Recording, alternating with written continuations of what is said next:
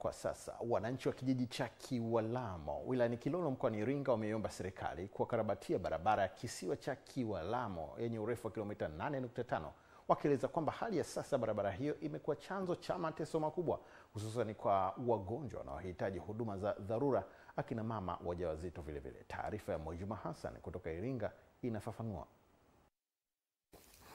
Kwa sasa zaidi ya mita 200 za barabara hiyo zimeharibika vibaya kutokana na matumizi ya magari makubwa yanayochukua mazao ya misitu, hali inayosababisha magari ya kawaida kushindwa kabisa kupita. Wakazi wa kijiji hiki wanasema kwa kina mama wajawazito ni balaa.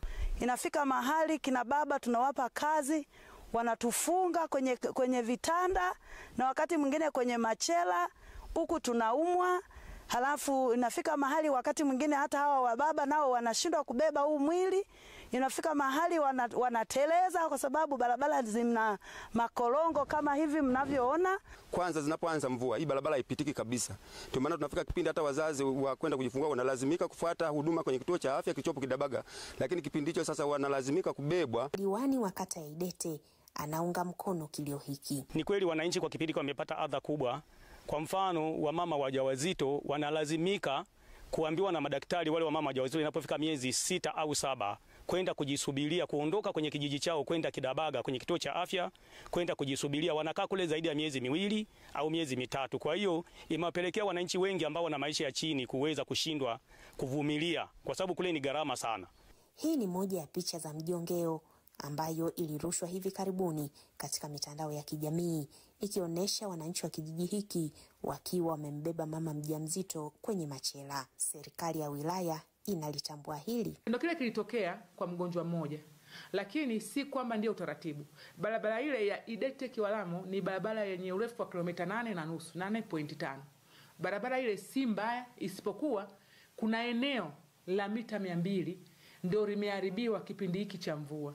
Kama unavyojua uchumi wetu wa Kilolo unategemea sana mazao ya misitu, kwa hiyo magari mengi yanayobeba magogo, mbao yanapita kwenye barabara hii na nakumbuka yanakuwa na uzito mkubwa. Hivyo yaliweza kuharibu kipande hicho cha mita 200.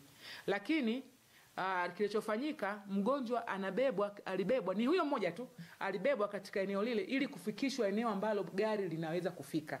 Kwa hiyo akachukuliwa na ambulance na akafikishwa hospitali akaendelea na matibabu. Akizungumza kuhusu changamoto hiyo, meneja wa wakala wa barabara za vijijini na mijini TARURA mkoa wa Iringa amesema serikali inalifahamu tatizo hilo na tayari hatua za awali zimechukuliwa. Sasa kilomita zote 8.5 ziko vizuri, zinapitika vizuri, isipokuwa kuna kipande cha mita 200 ambacho kimsingi hicho kimeharibika kweli kweli, na kama tulivyojionea gari kimsingi haliwezi kupita. Na tiba ya hapa si tiba ya kawaida, ya sio matengenezo ya kawaida. Inatakiwa kuweka tabaka la zege, rigid pavement, ndio inaweza ikasustain hapa kwa sababu ya magari